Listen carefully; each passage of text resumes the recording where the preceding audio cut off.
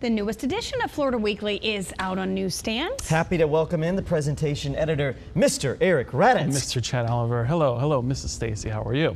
I'm good. We're ready to hear the inside scoop on why is this the top story? Why is the people who become famous on Facebook and social media deserving of the top fold spot? It's just such a cool story. And you know, these days, social media is everything. So we have the Justin Biebers out there. We got the Kim Kardashians out there. We got the Selena Gomez out there. And we got the Demi Lovato's out there. And the truth is, millions of followers are what these people are getting. And we wondered, are there any in Southwest Florida that have a lot of followers? Are there local celebrities? What does it take to be a Floridian and get a bunch of followers on social media? Some say it's mostly the beautiful people, the sexy models, the musicians, but we found many that offer more than just racy photos. But we did find some of those too. For example, Mercedes Gonzalez, she's a local model. She gets 54,000 Instagram followers. We speak to her on the Insta success. What's it like? How much money does she make from some product placement, which is very interesting what some of these social medias are doing, and what is it like being social media popular and on the rise. You guys talk about how the barriers of entry are kind of gone. You know, traditional media back in the day, you knew editors, you knew producers, but now agents, and now it's just direct to talent. Yep.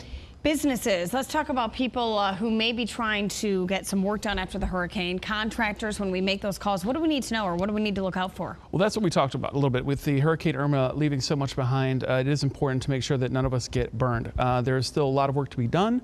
In order to get reputable folks to help fix and clean and bid, we want to make sure no one's getting burned by shady folks. What do you look for when getting quotes and bids and paying to fix your place? We get the basics down there for you to take a look at. Just to remind you to make sure that you're getting it done right and not getting taken advantage of. Yeah. Let's talk about a big event every year, the Florida International Air Show. Is this the one in Charlotte County? Yes. Yeah, okay, we have a producer, Mike Snodgrass. Every year he comes back on Monday looking like a lobster because Mike loves going to this air show. And I know every year when the air show. I know, and he's not the only one. No. I mean, it's a very well attended event. And so we look up at the sky, it's a bird in a plane. It's the Florida International Air Show.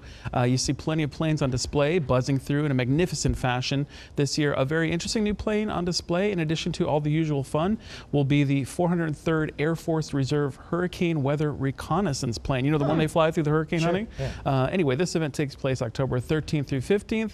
We got the full lineup of performers, the planes on display, all in this week's Florida Weekly. So get to see what you should see at the air show. And wear sunscreen. Hard to believe it's October already. Some of the top picks, Eric, what else can we do if we're looking, making plans? Not sure what to do. Pick up Florida Weekly because we have the top picks. We got a burlesque show. We've got Art Walk at Rocket Lounge, Southwest Florida Hunger Games. There's several Brews with Dogs events, and also be sure to find out how to get tickets to Willie Nelson's Come to Town. Oh, Willie, he's still He's performing. a classic. Yeah, he's been around forever. Wow.